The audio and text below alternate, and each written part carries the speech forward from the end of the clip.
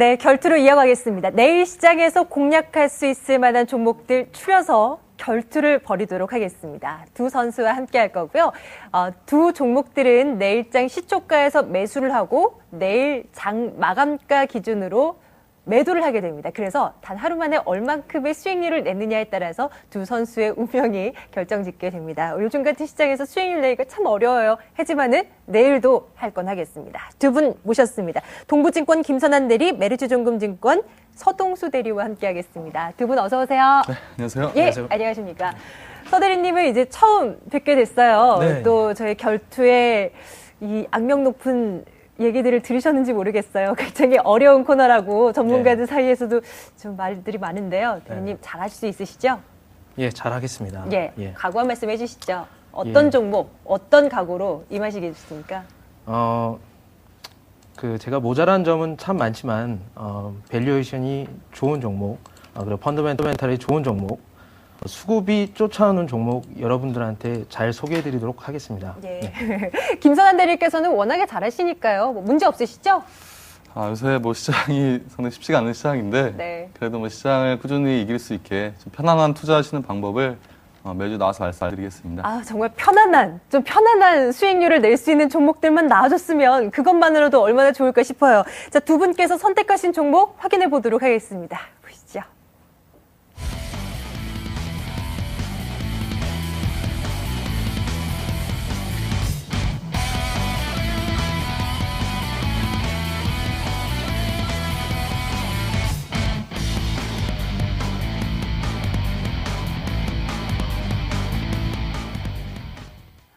김선한 대리의 바이로메드부터 보겠습니다. 바이로메드. 자, 뭐 하는 회사인지부터 한번 들어볼까요? 네, 지금 뭐 바이오 쪽에 관심 갖고 계신 분들은 이 회사 뭐 오래전부터 많이들 지켜보고 계신 종목인데요.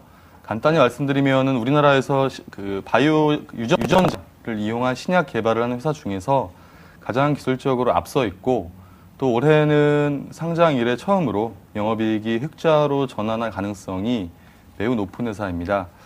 이 회사의 투자 포인트는 크게 세 가지인데요. 첫 번째는 강력한 정부 지원에 모멘텀을 등에 업고 있다는 부분입니다. 시장의 격언 중에서 정부 정책에 반하지 말아라 라는 이제 유명한 격언이 있는데 지금 뭐 3월 말부터 시장이 좀 지지부진한 가운데 그래도 정부 쪽에서 지난주에 이제 바이오, 특히 이 줄기세포 쪽에 올 연간 단위로 작년보다 4배 더 많은 330억 원을 R&D에 지원을 하기로 발표를 했습니다.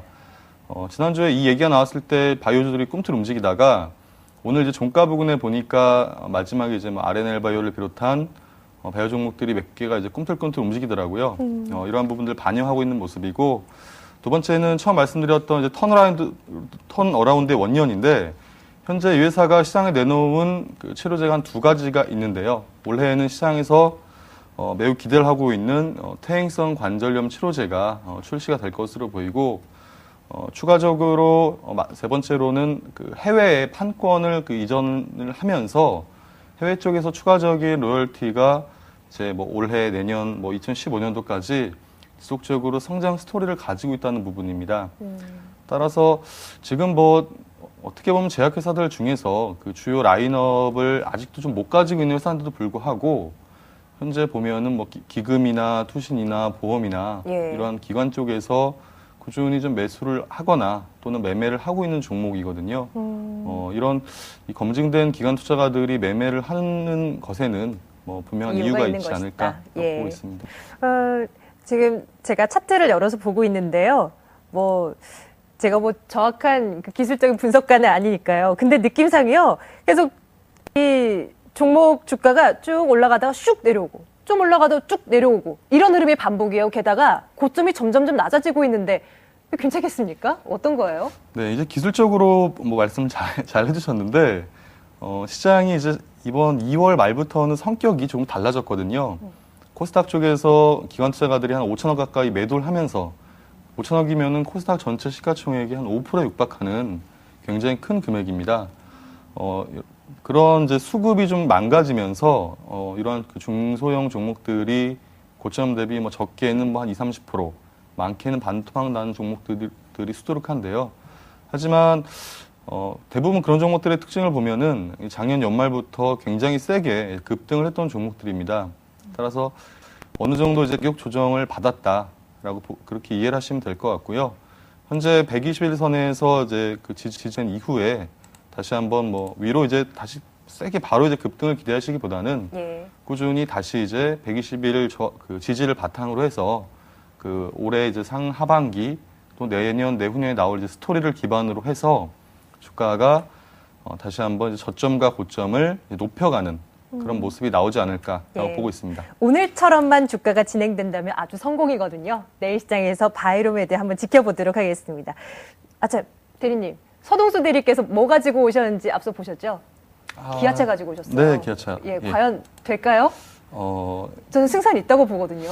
저도 뭐 개인적으로는 기아차도 잘 갔으면 좋겠습니다. 예. 자, 서동수 대리의 얘기 좀 들어보도록 하겠습니다.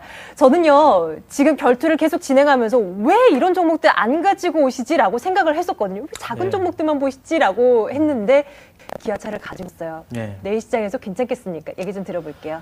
예, 일단 기아차를 말씀드리기 전에 그 2012년도 세계 자동차 시장에 대해서 좀 말씀을 드려야 될 텐데요. 네. 2012년 세계 자동차 시장 총 수요는 작년에 비해서 한 4% 정도 늘어난 7,800만 대로 예상을 하고 있습니다. 그런데 유럽 재정 위기로 인해서 유럽 시장이라든가 국내 내수 시장에서 조금 수요가 줄어드는 듯한 그런 아웃풋이 나오고 있었었는데요. 그런 어려운 가운데에서도 기아차 같은 경우 고성장을 계속 이룩하고 있습니다. 기아차 같은 경우 작년에 250만 대의 판매고를 올리면서 연 20%가 넘는 아주 고성장을 하고 있는데요. 그렇죠. 네. 기아차가 이렇게 고성장을 할 수 있었던 이유는 품질이라고 말씀드리고 싶습니다. 일단 첫째로 감성 품질이 상당히 뛰어나다 이렇게 말씀을 좀 드리고 싶은데요. 여러분들이 그 거리에 나가셔서 기아차의 디자인을 보시면 상당히 많이 개선이 되었구나 이런 걸 많이 느끼시게 될 겁니다. 실질적으로 2009년에서 2012년까지 레드닷 디자인 어워드에서 5개 차종이 수상을 하는 정도로 디자인에서 상당히 선전을 하고 있습니다. 그리고 이제 자동차 본연의 기계적 품질 또한 상당히 많이 좋아졌는데요. 먼저 좀 현대차를 말씀을 드리면 현대차 같은 경우에는 초기 품질이나 내구 품질 그리고 잔존 가치 등에서 상당히 그 글로벌 탑 클래스에 있습니다. 기아차가 여기에 못 미치는 것은 사실입니다만은 현대차와 같은 엔진과 같은 플랫폼 그리고 같은 트랜스미션을 쓰고 있다는 점을 생각을 해보시면 시간이 지나면 현대차만큼의 품질은 충분히 나올 수 있다. 예. 또 여기서 감성 품질까지 더해진다면 형보다 나은 아우가 나올 수 있는 그런 결과를 주지 않을까. 사실 지난해 K5 모델 막 나왔을 때요. 그 소나타와 비교했을 때 젊은 층들은 K5를 훨씬 선호하긴 했었거든요. 국내에서도요. 맞습니다. 훨씬 예쁘다며. 예. 과연 주가가 그동안 많이 올랐어요. 지난해 말씀해주신 대로 디자인 예쁘고 뭐 성능 좋고 한다면서 뭐 국내외 뭐 안팎으로 해외에서도 잘 팔렸고요. 주가 예. 많이 올랐는데 네. 관건은 이제 내일 시장에서 기아차가 좀 어떻게 바이로메드에 비해서 선방해 줄 것이냐 예. 이것이 될 텐데 예. 내일 시장에서 어떻게 예상해 볼 수 있을까요? 일단 기아차를 제가 말씀드리는 이유는 강력한 좀 실적 모멘텀을 가지고 있기 때문에 이렇게 말씀을 드리는 겁니다. 1분기 실적이 4월 27일 날이 되어 있습니다. 4월 27일이요? 예, 4월 27일 날 K9 말씀하시는 거예요? 아닙니다. 그 1분기 실적 발표가요. 실적 예. 발표요. 네, 예. 실적 발표가 앞서 있는데 1분기 실적이 매출액이 11조 8천억 원, 한 작년에 비해서 한 11% 정도 늘어났고요. 그리고 영업이익이 1조 1천억 원 정도로 27% 이렇게 많이 늘어났습니다. 이거는 기아차 내부적으로 봤을 때도 경영성과에 초과하는 그런 아웃풋이었는데요. 사실 1분기가 비수기입니다. 비수기임을 고려해 봤을 때 예. 2분기하고 3분기에 유럽차 시장 그리고 미국차 시장에서 강력한 프로모션들이 많이 준비가 돼 있다는 점을 보시면 2분기, 3분기 최대 실적도 한번 예상을 해보시면서 강력한 실적 모멘텀도 좀 예상하실 수 있을 것 같습니다. 예, 말씀드린 K9도 예, 이제 K9 출시 앞두고 있는 거죠? 예. 아직 안 나온 거죠? 아직 나오지 않았고요. 광고에서 이쁘던데요? 예, 광고에서 많이 이제 보실 수 있을 텐데 K9 같은 경우는 5월 이제 2일 날 이제 런칭이 되는데 예. 이게 이제 K 시리즈의 풀 라인업이 완성된다는 의미가 아니라 K9 같은 경우는 좀 가격이 많이 비싸기 때문에 ASP 평균 판매 가격을 한 6% 정도 개선할 수 있는 그런 효과를 가져올 수 있습니다. 그렇기 때문에 이런 신차 모멘텀도 기아차의 주가를 끌어올릴 수 있는 그런 좋은 재료가 되지 않을까 생각하고 있습니다. 자, 바이로메드 기아차 내일 시장에서 결투를 벌이게 됩니다. 어느 쪽이 승리를 거둘 수 있을지 내일 시장에서 좀 점검해 주시기 바라겠습니다.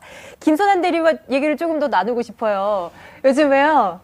물론 이제 종목도 가지고 오셨지만은 우리 투자자분들 정말 힘드시거든요. 주변에서 어떤 얘기들 들려오던가요? 이제 손님분들하고 그 말씀을 나누다 보면은 네. 지금껏 반토막이 났다는 얘기를 주변에서만 들어봤는데, 그래도 내가 이렇게 우량한 종목들, 실적 잘 나가는 종목들을 가지고 있는데 내가 이런 일을 당할 줄은 몰랐다. 그런 말씀까지 제가 어제도 들었었는데, 시장을 좀 단순하게 보셔야 될 것 같아요. 그동안 시장을 이끌었던 미국의 애플 같은 경우에는 올해 들어 처음으로 21선이 무너지면서 미국 시장에서도 조금 색깔이 좀 바뀌는 모습이 나오고 있고, 우리나라 시장, 미국 시장의 양 시장을 서로 이제 같이 비교해서 말씀드리자면은, 이제 어떤 한쪽을 팔면은 이제 한쪽으로 그 매수세가 좀 더 세게 들어와야 되는데, 그래야 지수가 올라가고 시장에 순환매가 나오면서, 지수가 밀리지 않으면 오르고, 이제 오르지 못하면 밀리거든요. 근데 지금 최근의 시장을 보면은, 지금 3월부터 계속해서 꾸준히 이제 고점을 낮춰가고 있고, 길게 보신다면은 작년 6월부터 계속 이제 추세대를 맞고 밀리고 있는 상황입니다. 그리고 하지만 이제 주변에 이제 시장을 올릴 만한 상승 모멘텀이 뭐가 있을까를 찾아본다면은 딱히 이제 보이는 거 긍정적인 부분보다는 부정적인 부분이 많고요. 따라서 적어도 2분기 실적을 3분의 1이라도 확인할 수 있는 기업들의 4월 실적, 이 정도 확인하려면 4월 말이나 한 5월 초, 최소한 이 정도는 돼야 업종의 이제 방향성이 명확해지지 않을까, 그렇게 보고 있습니다. 참 답답한 시장이 매일매일 이어지고 있습니다. 시장에 정말 실제로 참가하시는 여러분들께서는 그 마음이 어떨까 싶은데요. 저희가 중간에서 좀 톡톡히 역할을 좀 잘 해야 할 것 같습니다. 서동수 대리 그리고 김선한 대리 두 분과 함께 결투 진행해 봤습니다. 두 분 말씀 고맙습니다. 고맙습니다. 감사합니다.